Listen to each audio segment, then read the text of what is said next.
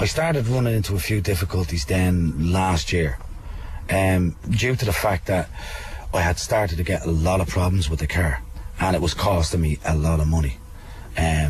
All sorts of stuff went wrong. Turbos, 6,500.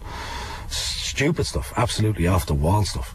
So for nearly 7 weeks, 8 weeks, I was really running at a loss, because every penny that I had to try and keep myself in work was going into what I was doing to try and keep myself alive. I went then to GE and I just said it to them. I said, look, I just can't do this any longer. I can't pay it any longer. I need some kind of reduction. So yeah, they came to an agreement after a while that they would reduce the repayments down to 1,300. They came down to a sort of like an interest-only loan. They said that they initially put me on it for a year, but I will go back and approach them again and try and renegotiate some more terms with them, because it's the only way until the economy itself in general starts coming up, because people, even like myself, are just caught by it. So Jack is caught in kind of a catch-22 recession style, 2010 style, isn't he?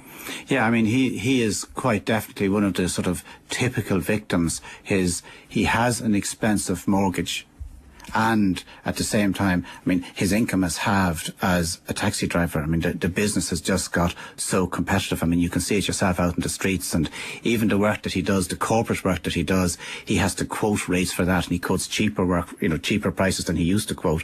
So his income is down dramatically. So he's finding it very difficult to make the repayments. But he is a real fighter, and he did the right thing. He went into GE and he said, look, I'm in trouble here. I can't pay the full repayment. I think the full repayment was about $2,300 a month or $2,400 a month. They've reduced that to interest only. So at the moment, he's just holding his own. He's able to meet his monthly repayment and of interest only. And, that's good. That's good for a subprime loan. And is he going to be able to keep up that interest-only repayment beyond, say, a year?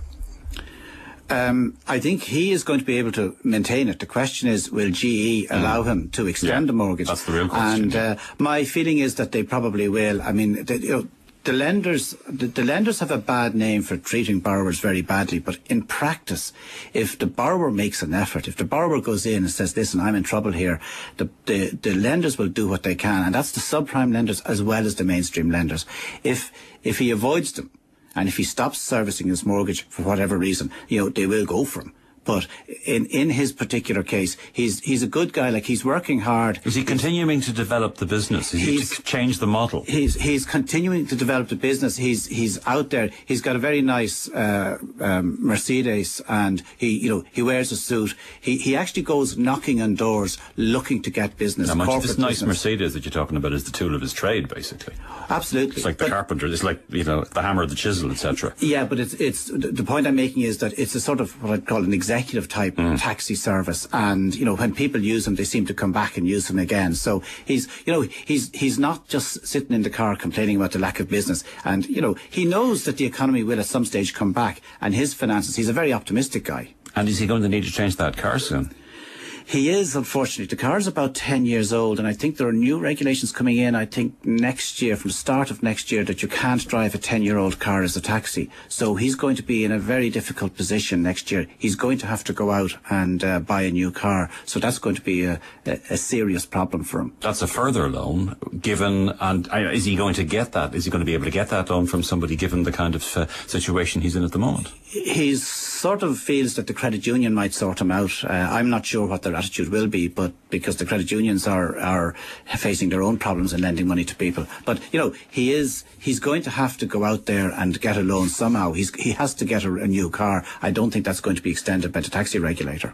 Now, we discovered this wonderful phrase subprime back in 2007 when they went belly up in the USA, and one of the ways in which the government inspired confidence in this country was by pointing out that we don't have subprime loans in Ireland, but we do, don't we? Subprime mortgages.